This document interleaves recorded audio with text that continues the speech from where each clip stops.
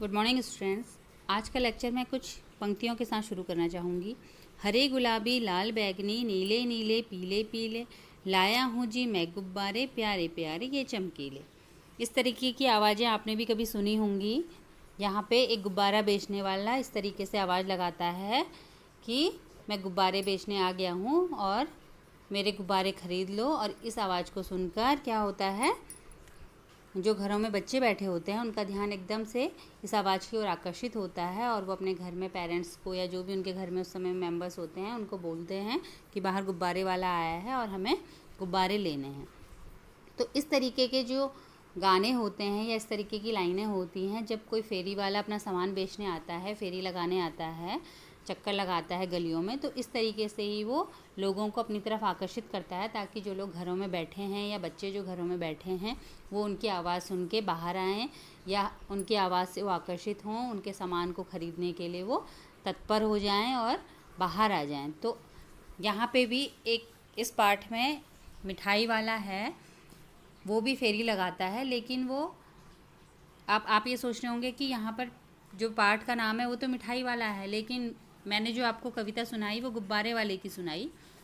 तो जो ये मिठाई वाला है ये सिर्फ मिठाई की ही फेरी नहीं लगाता है, ये हर चीज़ की फेरी लगाता है। क्योंकि अगर ये रोज़ मिठाई लेके जाएगा तो इसकी मिठाइयाँ एक दिन लोग ख़रीदेंगे, 2 दिन लोग ख़रीदेंगे, तीसरे दिन से कोई नहीं ख़रीदेगा। तो ये क्या करता है फेरी वाला, हर कुछ समय में अलग अलग गाँव में जाता है और अलग अलग सामान लेके जाता है। आज अगर ये आपके गांव में आया है बिंदु खत्ता में, तो कल ये लाल कुआं जाएगा, परसों ये हल्दू चौड़ जाएगा। इस तरीके से ये अलग अलग जगह में जाता है और अलग अलग सामान को लेके जाता है, ताकि जैसे आज अगर बच्चों के लिए खिलौने लेके गया है तो कल कुछ खाने की चीज़ें लेके जाएगा, परसों कुछ घर की सजावट की चीज़ें लेके जाएगा। तो इस तरीके से ये अलग अलग चीज़ें लेके जाता है ताकि लोग इसका सामान ख़रीदें। अगर एक ही सामान लेके जाएगा तो लोग इसके सामान से बोर हो जाएंगे और फिर इसकी बिक्री नहीं हो पाएगी। तो इस पाठ में देखिए अब ये फेरी वाला क्या क्या सामान लेके गांव में जाता है, शहरों में जाता है अपनी फेरी लगाने के लिए, और क्या क्या सामान किस तरीके से बच्चे खरीदते हैं। तो 5वां पाठ है मिठाई वाला और इसके लेखक हैं भगवती प्रसाद वाजपेयी। बहुत ही मीठे स्वरों में वह गलियों में घूमता हुआ कहता, बच्चों को बहलाने वाला खिलौने वाला। अब क्या आवाज़ दे रहा है, बच्चों को बहलाने वाला खिलौने वाला, मतलब वहाँ खिलौने वाला आया है और वो बच्चों को आवाज़ दे के बुला रहा है। इस अधूरे वाक्य को वह ऐसे विचित्र किंतु मादक मधुर ढंग से गाकर कहता कि सुनने वाले एक बार अस्थिर हो उठते। उसके स्नेहाभिषिक्त कंठ से फूटा हुआ गान सुनकर निकट के मकानों में हलचल मच जाती। छोटे छोटे बच्चों को अपनी गोद में लिए युवतियाँ चीखों को उठाकर छज्जों पर नीचे झांकने लगती। गलियों और उसके अंतर्व्यापी छोटे छोटे खाद्यान्नों में खेलते और इठलाते हुए बच्चों का झुंड उसे घेर लेता और तब वह खिलौने वाला वहीं बैठकर खिलौनों की पेटी खोल देता।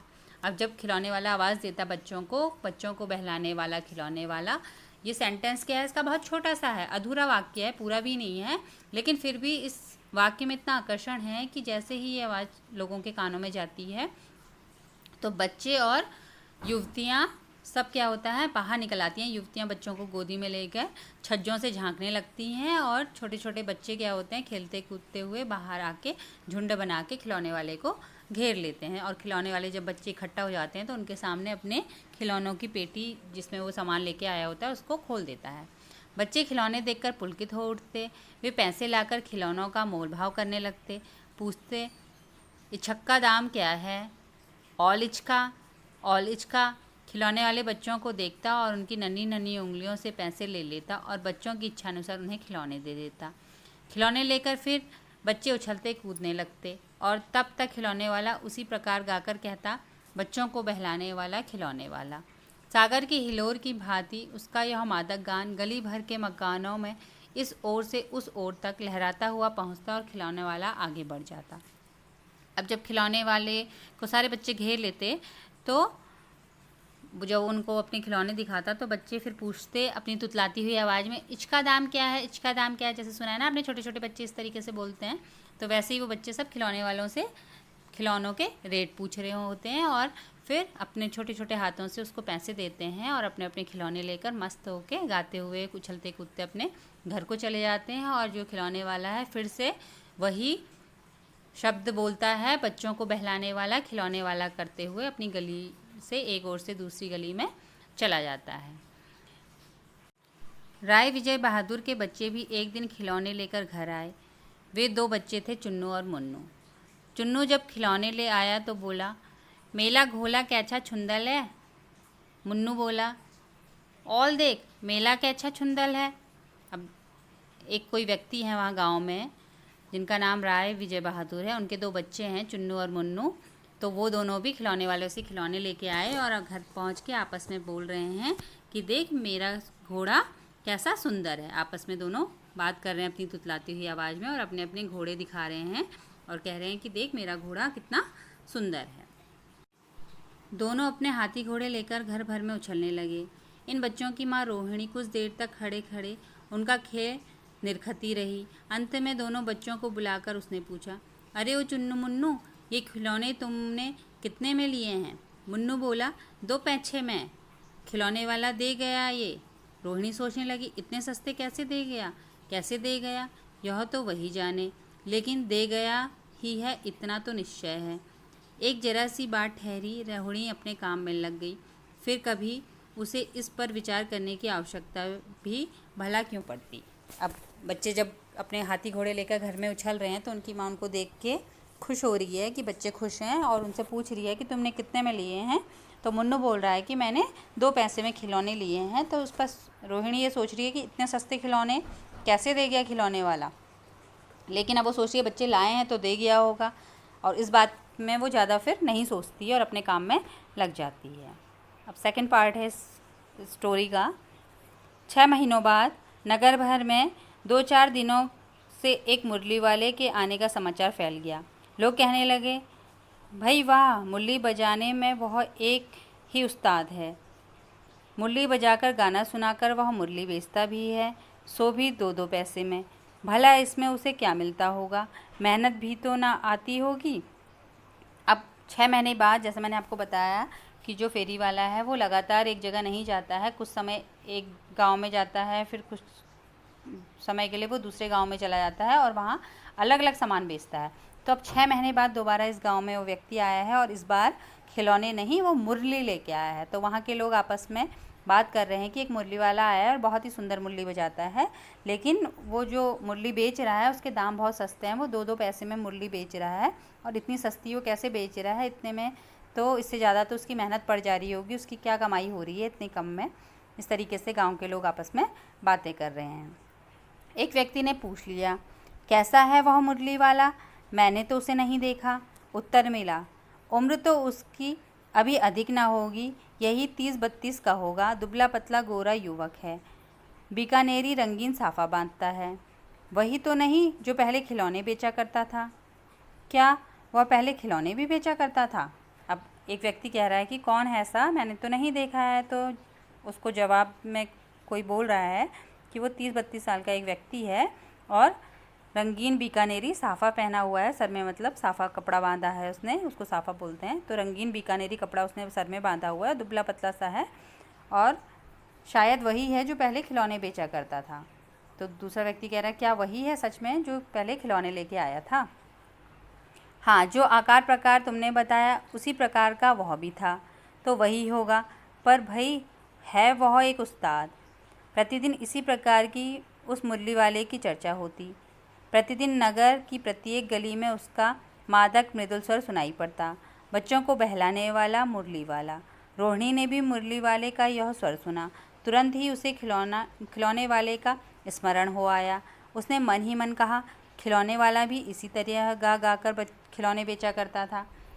अब जो ये मुरली वाला है उसके लिए लोग कह रहे हैं, हाँ जैसा तुम बता रहे हो खिलौने वाला भी उसी तरीके का था, हो सकता है ये वही व्यक्ति हो। अब वो पहले जैसे खिलौने बेचने के लिए आवाज़ लगाता था, अब वो मुरली बेचने के लिए आवाज़ लगाने लग गया है, बच्चों को बहलाने वाला मुरली वाला। और पहले जब खिलौने बेचने आया था तो वो गा रहा था बच्चों को बहलाने वाला खिलौने वाला। अब जब रोहिणी ने ये आवाज़ सुनी तो उसको लगा, हाँ ये आवाज़ तो जानी पहचानी है, और खिलौने बेचने वाला भी इसी तरह से आवाज़ लगाता था जैसे मुरली वाला आवाज़ लगा रहा है। रोहिणी उठकर अपने पति विजय बाबू के पास गई। जरा उस मुरली वाली को बुलाओ तो चुन्नू मुन्नू के लिए ले लूँ, क्या पता यह फिर इधर आए ना आए। वे भी जान पड़ता है पार्क में खेलने निकल गए हैं। अब जब रोहिणी ने आवाज़ सुनी तो वो अपने पति से कह रही है, चुन्नू मुन्नू के पापा से, कि मुरली वाले को बुला लाओ, मैं चुन्नू मुन्नू के लिए मूलियाँ खरीद लेती हूँ, चुन्नू मुन्नू तो अभी घर पर नहीं है। विजय बाबू एक समाचार पत्र पढ़ रहे थे। उसी तरह उसे लिए हुए वे दरवाजे पर आकर मुरली वाले से बोले, क्यों भाई, किस तरह देते हो मुरली। अब मुरली खरीदने के लिए जो चुन्नू मुन्नू के पापा हैं विजय बाबू, वो गए और मुरली वाले से कह रहे हैं कि मूलियाँ कितने में दे रहे हो, क्या रेट है तुम्हारी मुरली का। किसी की टोपी गली में गिर पड़ी, किसी का जूता पार्क में ही छूट गया और किसी की सोथनी पजामा भी ढीली होकर लटक आई। इस तरह दौड़ते हाँफते हुए बच्चों का झुंड आ पहुंचा। एक स्वर से सब बोल उठे, अम्बी ले मुल्ली और अम्बी ले लेंदे मुल्ली। अब बच्चे जब मुरली वाले की आवाज़ सुन रहे हैं तो वो सारे बच्चे झुंड में इकट्ठा होकर दौड़ भाग के आ गए हैं। किसी का जूता छूट रहा है तो छूटने दो, किसी की पैजामा ढीली हो रही है तो होने दो, लेकिन उनको कुछ होश नहीं है बच्चों को अपनी। बस वो दौड़ते भागते हाँफते हुए मुरली वाले के पास जा रहे हैं और उन्हें मुरली खरीदनी है और अपनी तोतली आवाज़ में कह रहे हैं कि हम भी लेंगे मुरली, हम भी लेंगे मुरली। मुरली वाला हर्ष गदगद हो उठा, बोला, सबको देंगे भैया, लेकिन ज़रा रुको, ठहरो, एक एक करके देने दो। अभी इतनी जल्दी हम कहीं लौटे थोड़े ही जाएंगे, बेचने तो आए हैं और हैं भी इस समय मेरे पास 1-2 नहीं, पूरी 57। हाँ बाबूजी, क्या पूछा था आपने, कितने में दी? दी तो वैसे 3-3 पैसे के हिसाब से है, पर आपको 2-2 पैसे में ही दे दूँगा।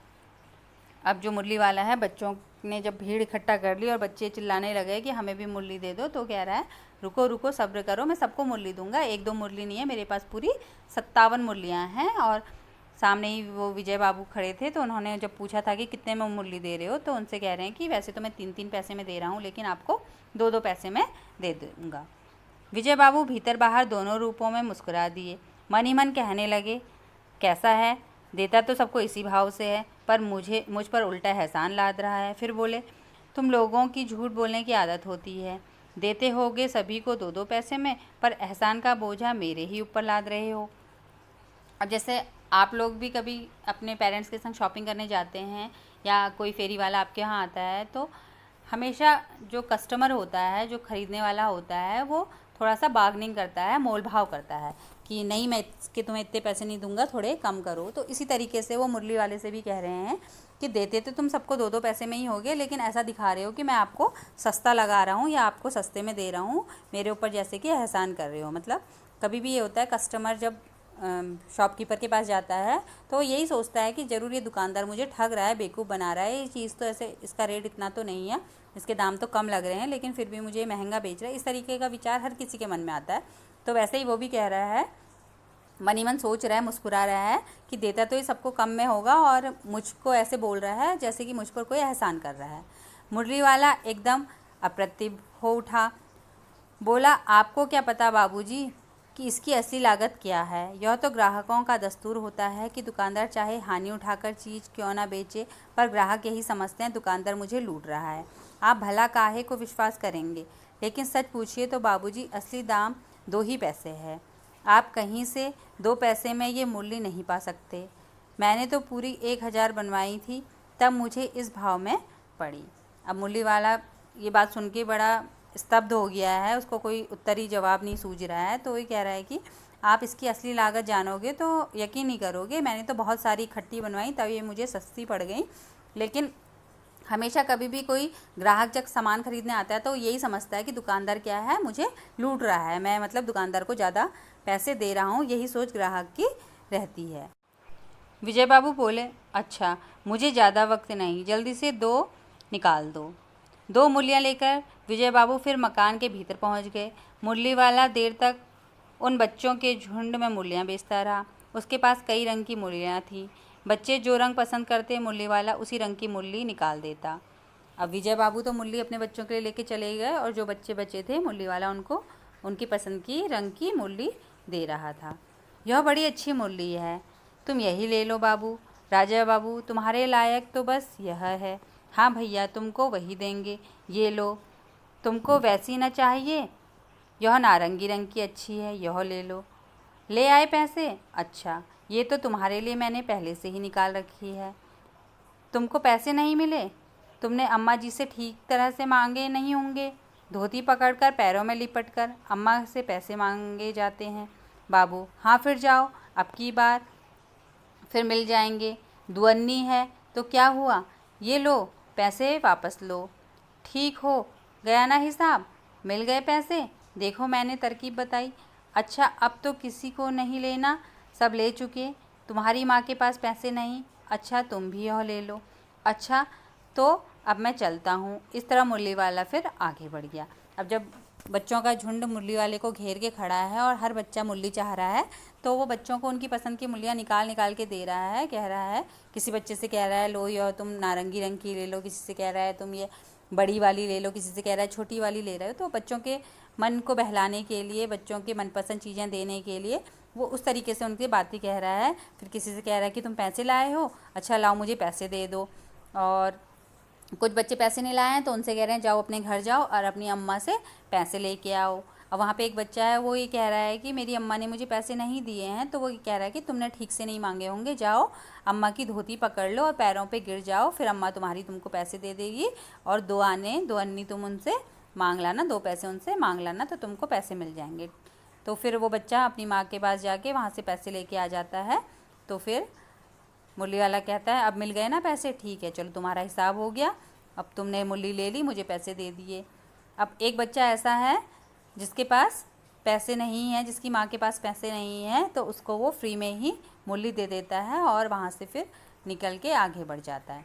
तो आज मिठाई वाली जो कहानी है इसका हमने पार्ट 1 पार्ट 2 कर लिया है, पढ़ लिया है। पार्ट 3 और पार्ट 4 को हम अगले लेक्चर में पढ़ेंगे। आप लोग भी अपनी किताब से इस पार्ट को पढ़ेंगे, इसका पार्ट 1 और पार्ट 2।